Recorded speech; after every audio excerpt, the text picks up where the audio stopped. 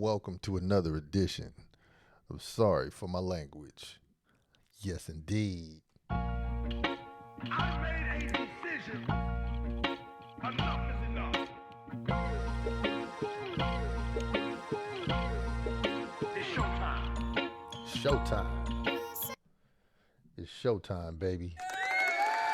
That's right. That's right. Here we go for episode 4 of Sorry for My Language. This is a show. This is a show about things that I want to talk about and things that I might talk about in a way that you may or may not like it. And so I just send out that clause, sorry for my language.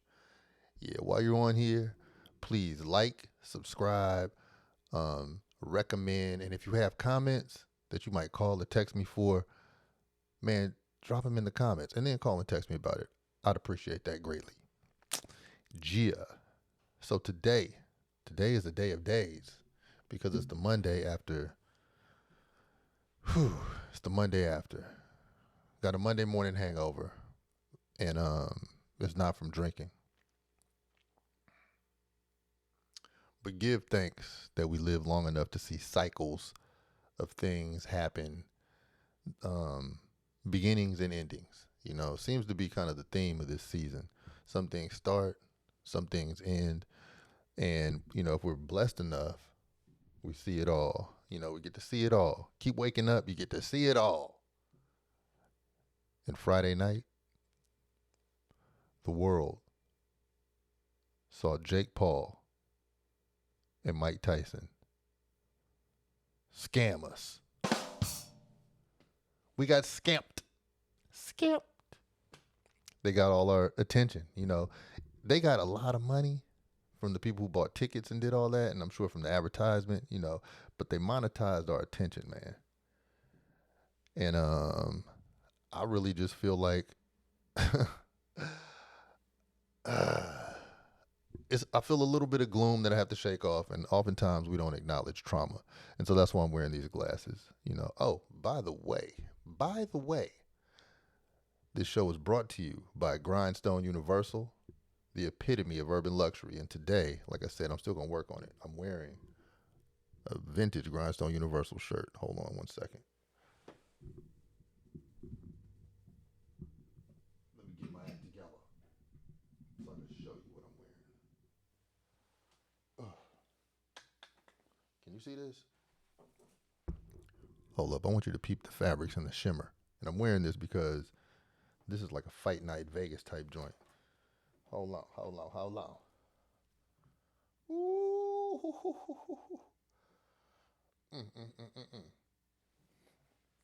Anyway, you'll catch it as the broadcast goes on if you didn't quite catch it now. Let's see if we get a better angle. Go to grindstoneuniversal.com and get with what I'm doing. Get with what we got going on over there. Yeah, this right here, something different, something special. And I made this, I'm not going to front. I made this shirt 25 years ago. Still fresher than pine cones. Don't make me start. So anyway, here we go. Mike Tyson and Jake Paul. Man, first of all, a lot of you all know Mike Tyson as a mythical character who was the bully, the mean guy, and you probably just know him from YouTube clips and not from his true era of dominance and mystique and style. Let me get you together. Mike Tyson was a style icon. Okay? Mike Tyson, before we even address what happened Friday night, which is a whole nother level of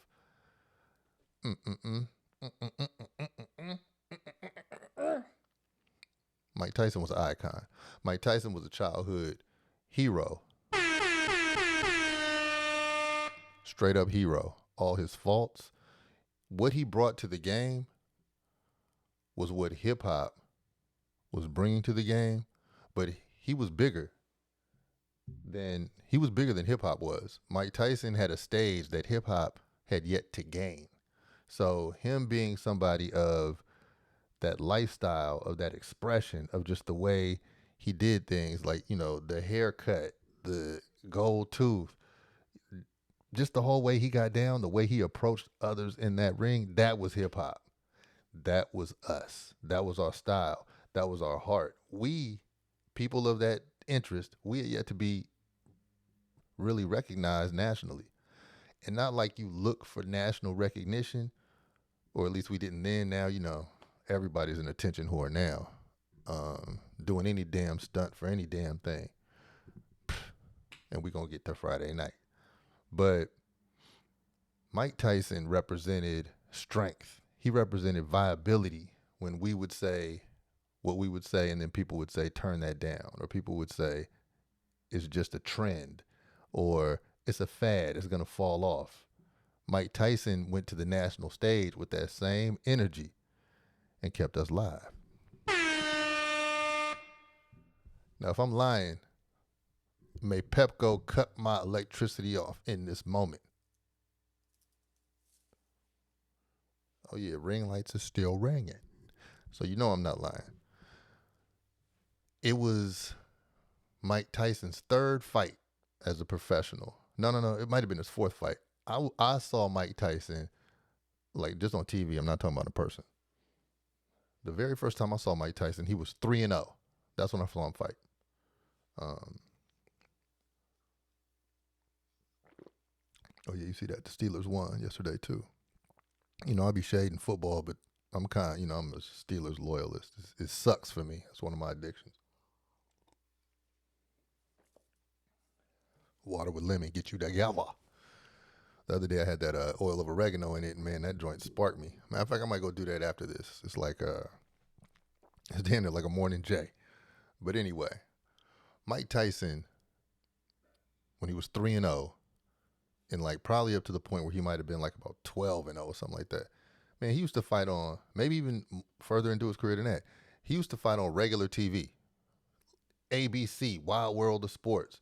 During the week, you might catch him on the show. Like, he just used to fight. And you were able to watch it, and it wasn't no big event. I can't remember who was the person back then who, like, was the pay-per-view guy who you had to see. They might have been, like, middleweights. I really can't remember. It might have been, like, Marvin Hagler and Sugar Ray Leonard or Tommy Hearns. It wasn't, I can't remember the heavyweight who was thumping back then. But fights weren't as big of a deal unless they was the real deal fight. Like that nonsense they did on Friday night, that wouldn't have got no pay-per-view money back in the day, because the taste of the people, it was at a certain level. It was a certain level of, I respect this sport. I respect myself. We didn't need a spectacle. We was after something real back then. And Mike represented something real. No socks. Towel with the hole cut in it. Walking in the ring like, I got this for y'all. Yeah. And sometimes he would just be playing like a tone. It would just be like music, like, doo, walking into the ring. And then sometimes it would be Public Enemy. So I'm talking about before shit got corny. Now, I know some of y'all was born in a cornfield. Everything was corny when you was born. But it was a time when shit wasn't corny. Now, that time, it really wasn't too long ago, but, I guess culturally it was. So I'm just saying this. This is kind of like my, what they call that at a funeral? Like what, it's not the obituary, but it's the, what Ozzie Davis did for Malcolm X. Whatever they say at the funeral, giving respects, the main speaker. I'm doing that for the career of Mike Tyson as a boxer. Straight up, man. I mean, whenever you're somebody like, man, that's the Mike Tyson of that. Or that's the, we had Mike Tyson, we had Michael Jordan, we had Michael Jackson, we had Prince, we had, man, Sade was rocking back then, man, Madonna, Big Daddy Kane. My goodness. As a matter of fact, as I reach back to this era, I have a video premiering today. So look for Grindstone. The video is called 1988. Well, I'm really talking about what was going on back then. And it's not what you commonly hear when you hear the 80s referred to. As a matter of fact, I got a jewel for you. Hold up. So I was looking at my memorabilia today. I was looking for some, because I have a cover. I have the cover of, I think it was Sports Illustrated, and it's the real one. I didn't order it. This is what I had back then. I just got to laminate it, but it said Kid Dynamite, right? And and if you just look up Mike Tyson Kid Dynamite cover, just Google that, you'll see, like you'll be able to see the epicness with which he was, like he was gritty in that joint, but you just knew he was next, you know? And so as I was looking for my things, I didn't find it, but look what I did find. This is not greater than, but check me out. Shout out to Jane Kennedy. For those of y'all know who Jane Kennedy is, yeah. Shout out to Jane. Here we go. Can y'all see this? I was looking through my stuff and I found Jane Kennedy's Playboy. July 1981. Now, of course, I didn't cop this when it came out, but I was talking about Jane Kennedy and somebody got this for me a long time ago and I treasured it. This is before, this is the real deal. This is before BBLs, and this is before anything digital was cracking, and you had to go get your $3.50 together to go buy a magazine to go see some Bush. That is a classic magazine right there. I'm sure if I went eBay with it, it would go crazy. Well, I'm not sure, but I could sell anything. Go to grindstoneuniversal.com, bitch. Yeah, we doing that like Jake Paul.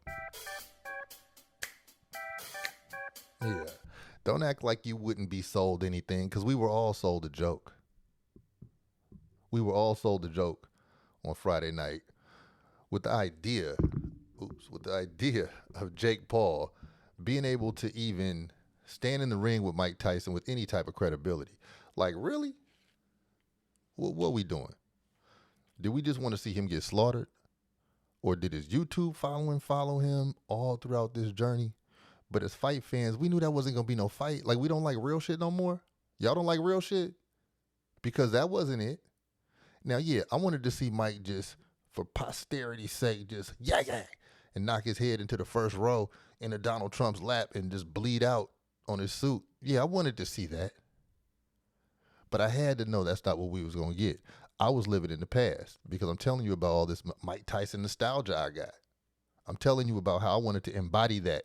In football, I wore black high tops with my socks super low. I had to wear socks or else, you mess your feet up. But, that was Mike Tyson. Man, I got a hell of a story about, I got stories, but this is one. This is a special one about how I was influenced by Mike Tyson. Listen, get quiet, get around the fire, listen to me. This was 1988. By the way, go listen to my song 1988. It's on all streaming platforms. 1988 by Grindstone. Okay, so me and my homeboy, we were in high school. And this is real spill. What up, Will? This is really happening. So we were in high school, and I'm gonna go so far as to say that before 1986, there were no real haircuts. Man, maybe before 1987, but people just be like, yeah, cut it low. Or I don't even know what the hell we was doing. Go look at a picture of anybody from 1986 and before, and the haircuts was just hella random. There was no shape up. It would just be like a round off in the back, or a V in the back, or a square in the back. You might hit around the ear and get you nice around the ear area. The ear, y'all know that ear area where you want it to be like nice and manicured. But all this bing, bing, bing, bing, bing, that didn't evolve until like, I'm going to say 90, maybe 89, 90, 91. If you look at old pictures of the most popular fly dudes, they was not bing, bing, bing, bing, bing. That was not happening with the shape up. So, back to the story of Mike Tyson. When Mike Tyson came out, and it's I can't say Mike. I guess I could say Mike, right? But it's like Mike Tyson. I could say Tyson, but fuck that. We going for the whole shaboozle because this is the last time we gonna really talk about him in this menacing way. Take your mind back to 88. So we used to go to this barber, right? And I don't even think that thing was called a fade yet. I don't think the haircut was called a fade. I don't know what it was called.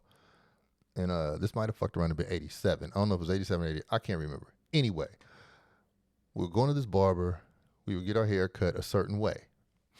And then we were like, nah. I want my hair cut like Mike Tyson.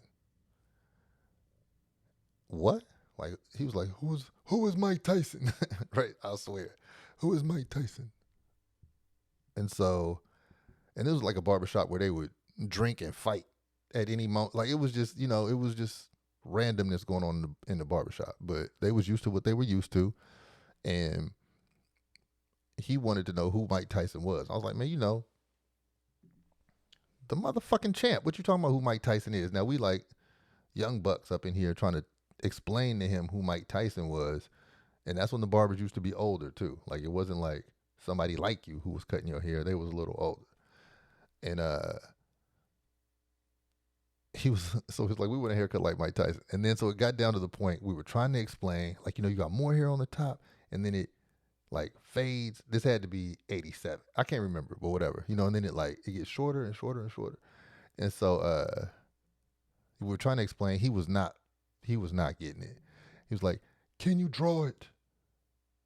I was like, man, say what? Can I draw it? Now, this is before I even knew I was an artist. But just imagine you go to a barbershop, ladies, you go to a hair salon, and they say, can you draw it? You like, nigga, what the fuck is you talking about? Can I draw it? I can't draw the haircut, but you better get it right. So we would go at the same time. He got my man's haircut right?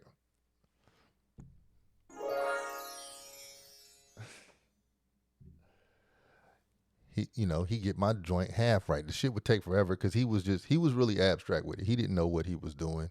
And shout out to him for the effort. His effort was everything.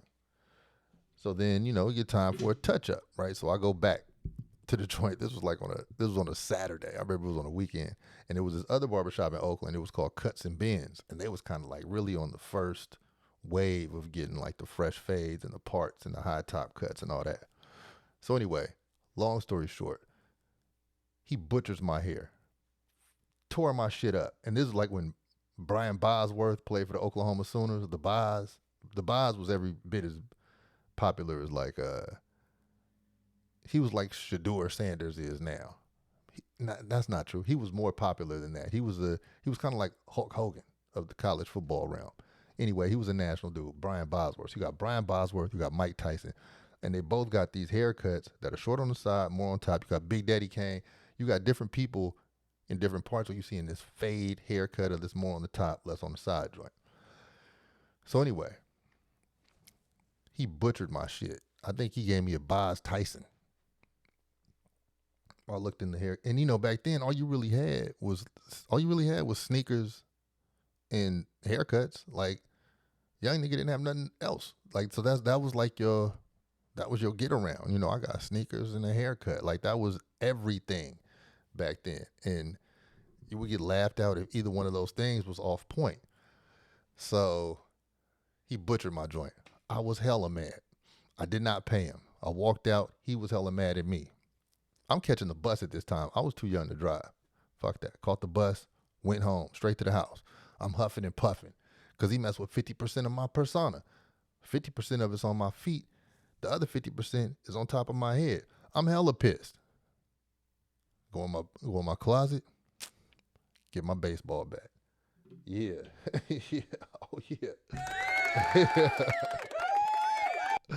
Oh, yeah, it's going down. Let me get real cool and tell y'all something. So I go and get my baseball bat. I get my baseball bat, and I'm like storming around. And it was the baseball bat they give away at free A's games, at Oakland A's games. So it's like a green wooden bat, and it's kind of small. You could play baseball with it if it was pressed, but it's kind of too small to play baseball. But it's perfect to tear some shit up. Like, it's perfect tear some shit up size. So I get the bat out of my closet. My mother's like, man, what's wrong with you? Because she was in the other room. man, you see my haircut? I told him to cut it like Mike Tyson hair, and look what he did, right? And so she's like, she tripping because she's just enjoying her Saturday afternoon. She's probably sewing or watching tennis, or she's chilling like an adult, right? I'm heated. So I walk out the house, and she was like, where you going? I'm going back to the barber shop. I had it all set in my young mind, and this is why you can't really push young niggas, because they stupid. Hey, news flash. Young niggas are stupid. Straight up. So I was about to go to this barber shop, into this room with these older men with a baseball bat, and either demand he cut my hair right or break all this shit up. I didn't even have a plan, but I was definitely going to show up. And guess how I was showing up? On the bus. Oh yeah, I was going to pull up on the bus. Yeah. Yeah, you damn right. I was about to catch the 18 right to his face. You damn right. Right down Park Boulevard. Let's get it, baby. Let's get it. So anyway, now this is all Mike Tyson inspired. And I got the fuel of Mike Tyson running through my veins because that's my fucking idol. I got his pictures on my wall and shit. Man, I'm hyped. Can't nobody fuck with me between Mike Tyson and Boz and Kane. Man. Man, I got it. Hold up. I got to give it to you like this.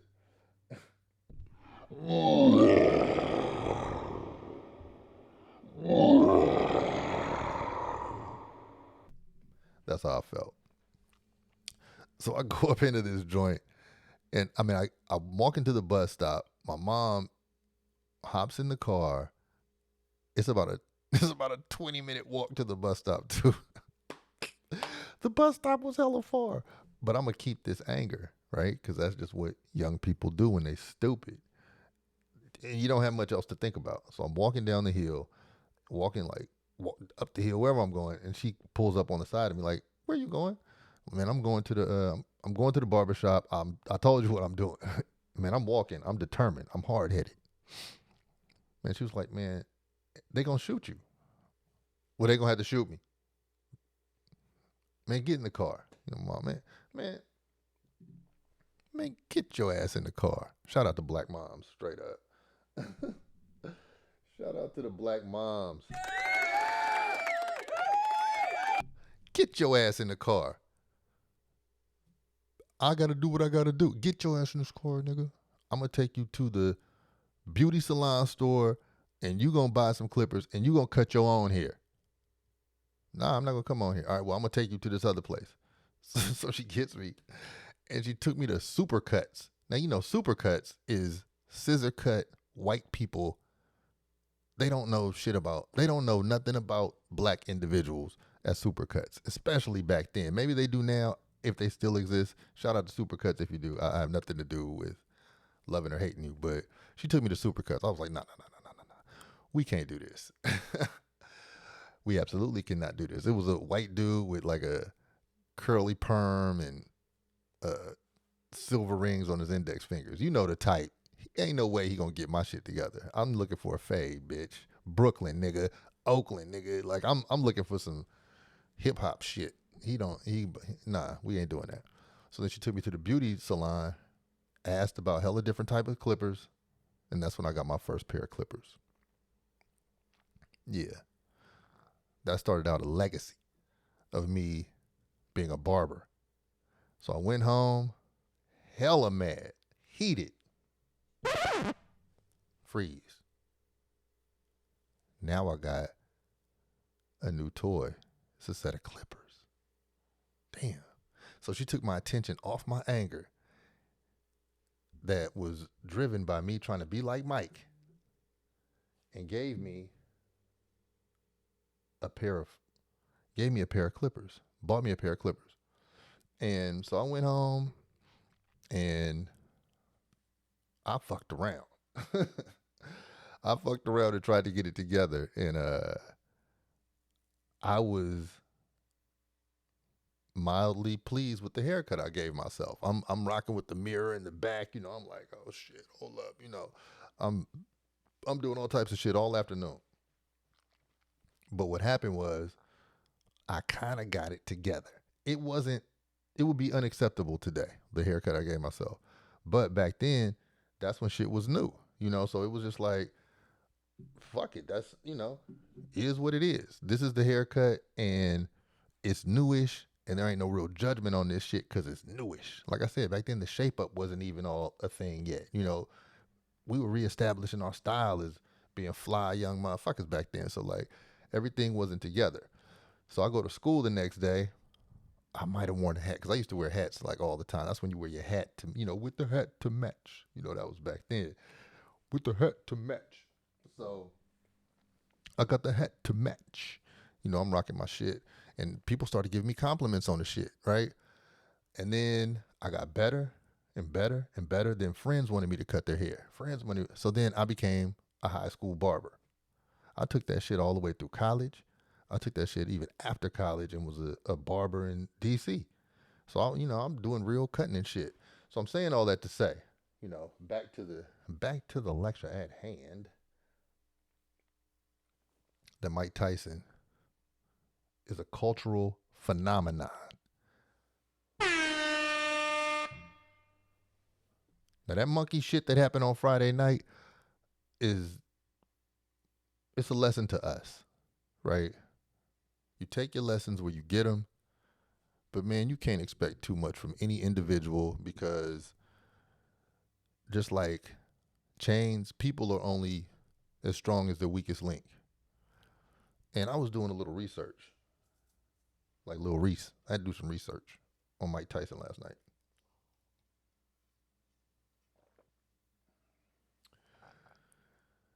In 2020, like during the pandemic, him and his friend at that time, I don't know if they're still friends, but I think his name is Ed Britton. He was an ex-football player. They had a podcast called, what was that shit called? Hot Boxing with Mike Tyson.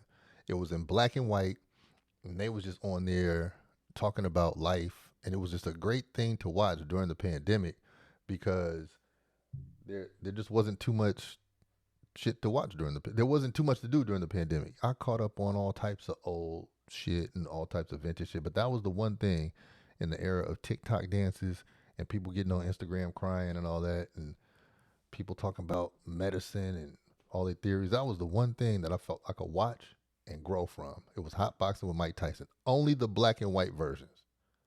Once that shit got the color, it turned into a clown show to me compared to what it was. It turned to a money grab. Let me say that. So in that show, Hot Boxing with Mike Tyson, from the first episode to the point where they stopped being cool with each other or till they stopped doing that show with one another, you saw the evolution of a man.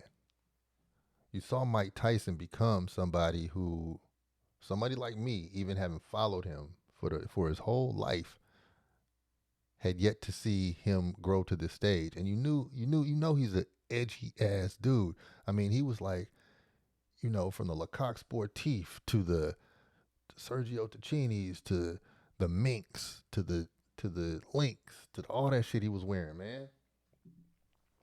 Mike Tyson was the one. He was the one.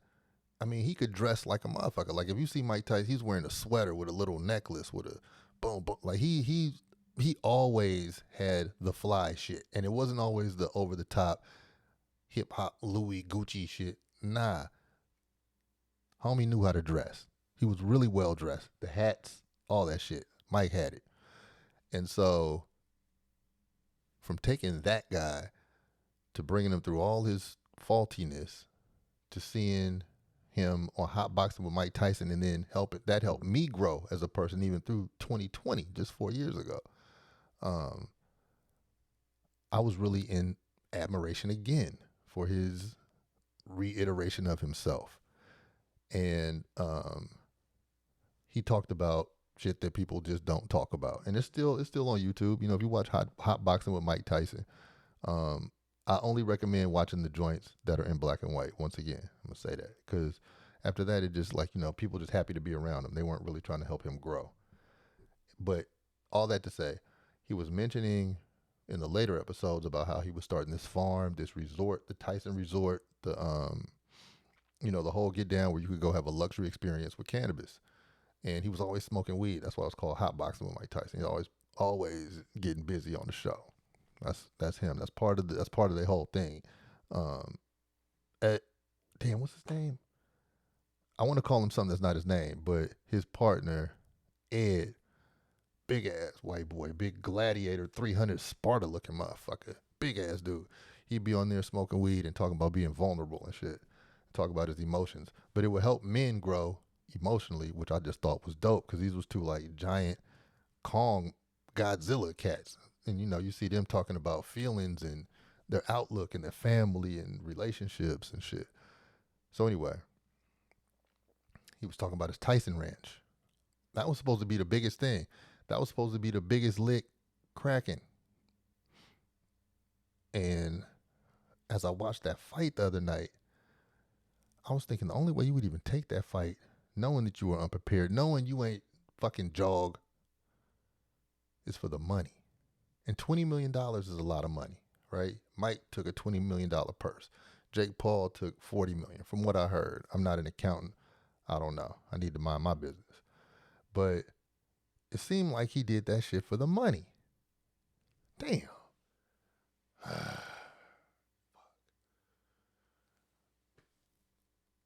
He did say that he don't care about legacy.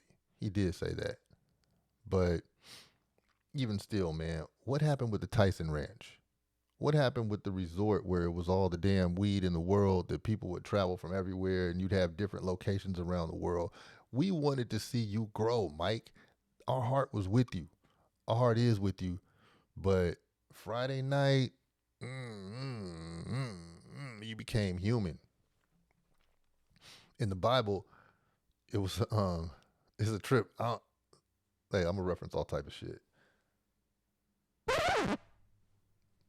In the Bible, I just be pressing things too. There's a part where Noah, homie who built the ark, he had, I can't remember how many sons, but he had like probably two sons. I could be wrong. Like I said, I'm not right about a whole lot of stuff, so correct me in the comments. But he had some sons. So one night, Noah was drunk. He getting blasted, right? He loaded and fell asleep with his clothes off. You've been there before. Noah was fucked up off whatever they used to drink back in the day. And his sons came in. I'm kind of thinking it was more than two sons, but anyway, they came in and they put the cover over him without looking at him. They like backed in. It was like, let me put that shit over you. But then one of them dudes looked at him naked and helped with the cover, right? I could have this all wrong. It might not have even been Noah, but I kind of think it was. So anyway, the one who looked at him, because he looked at him, that was like an abomination at that time. Something, it was a no. Don't do that. And his people were cursed, and then through him, the landmass that he was in control of became cursed, and that land is called Ham. And so like the land of Ham was fucked up, and that's why they say black people's skin are cursed and all that shit. So that's what that comes from him from the son doing some shit that he shouldn't have done, because it was seeing his father in a place, in a way that was less than royal. Well, let me tell you, my people, the joke's on us again.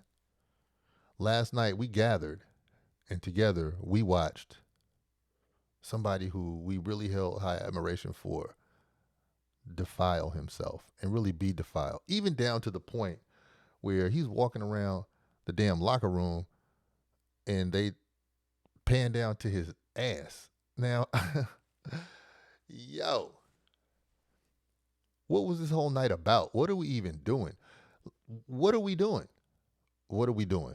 There's some levels that we should not partake in. Just some levels of entertainment where somebody is defiling themselves for money. And that's what that night felt like to me. Jake Paul is not no fucking boxer. If we personally can't put hands on him as individuals, we all know several people who could whoop Jake Paul. Like, I honestly think I could beat the shit out of Jake Paul in a boxing ring with gloves. And then you take us out of boxing ring. I know my work. I know my work. Okay? I know my work. I mean, come on, man. It takes feet. He boxes the whole time with his hands at his waist. You know, come on, man. I would get up in there like Jang, jang. Well, not exactly like that, but I could fight.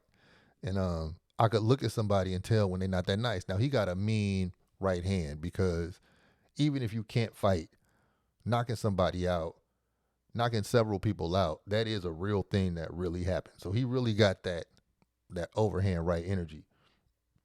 But anybody who could box would put the beats on him. So for Mike Tyson to step in the ring with him, and then he had a clause in his contract that the fight had to go a certain length. Mike can't throw an uppercut. Um, just all this bum shit. It was just a defiling of a king.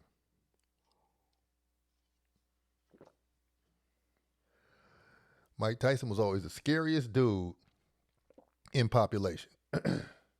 Like Jamie Foxx said, it would be like Mike Tyson walking the joint. It'd be like somebody got their pit bull off the leash. Like, man, somebody get him. Like, what's going on?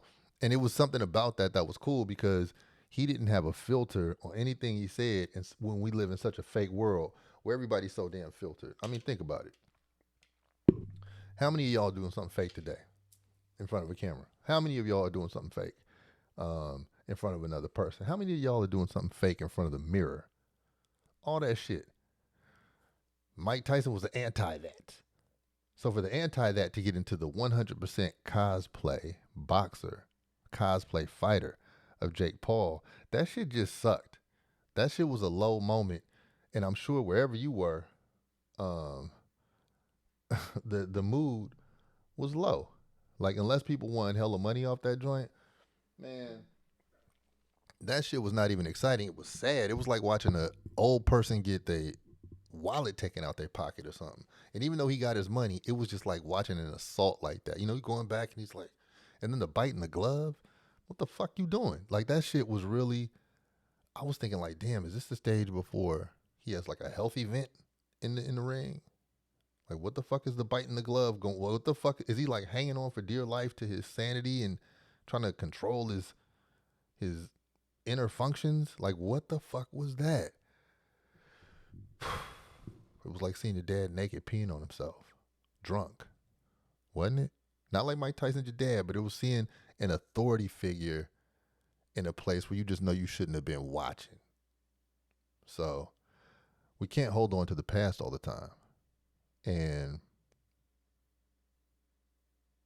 he put a master class on Friday night versus Fake Paul, showing us that holding on to the past is chasing a waterfall. It ain't there no more. The past was the past.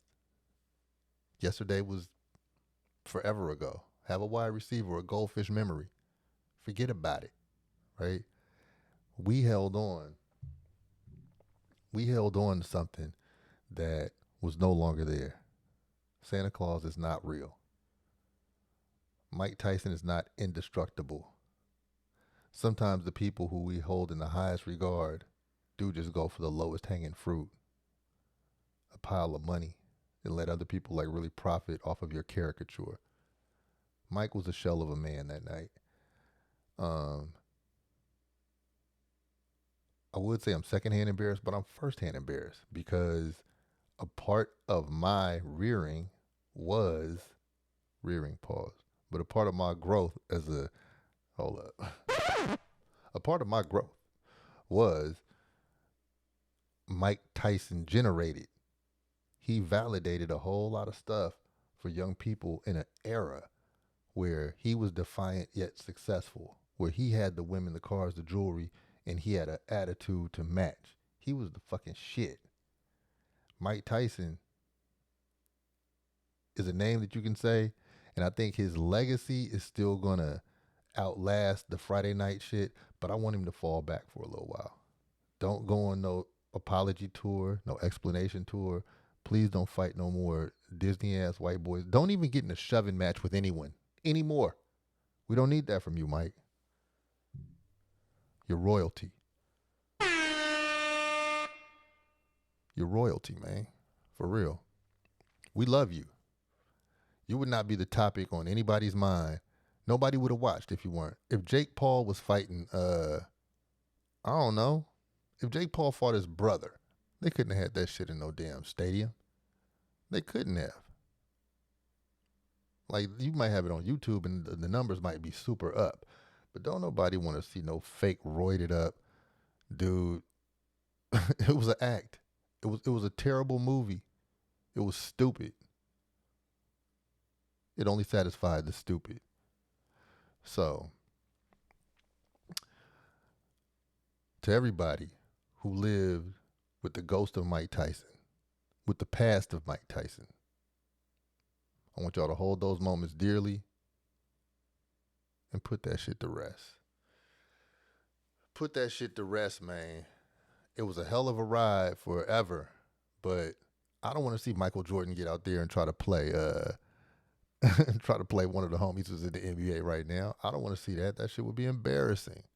I don't want to see Ray Lewis put the pads back on and get ran over by somebody trying to play defense, run the side to sideline.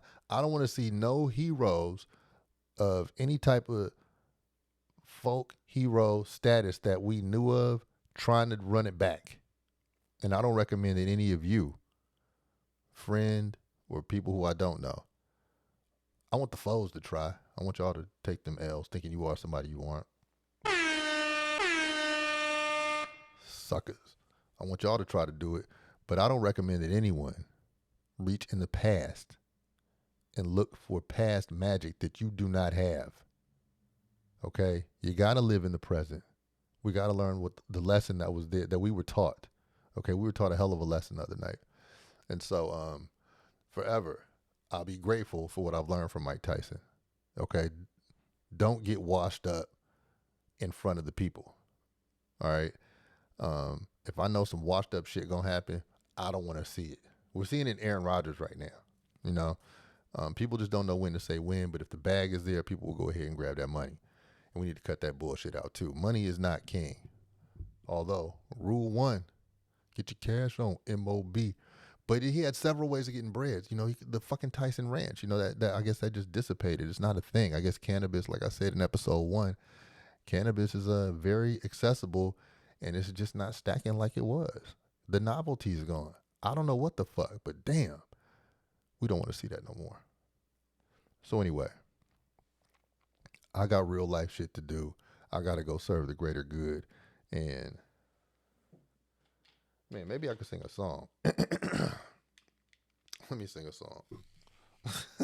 We're going to sign off like this because we're signing off an era right now on this 4th episode of the show. Hold up.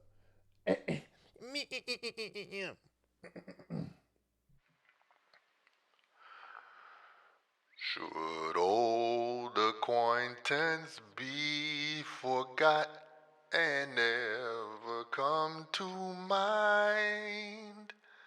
Should old acquaintance be forgot and days of old anxiety? For old anxiety, my dear, for old anxiety, we take a cup of kindness yet. For old anxiety. Yo, that's what you do when you say fuck it, right? Let's sign off. Shout out to y'all. This is Sorry for My Language, baby. Yeah. We'd have to sign off better than that. My fault. Love y'all. Subscribe, like, comment at the bottom. This is Sorry for My Language. Yet another episode. Go tear them off this week. The world is yours.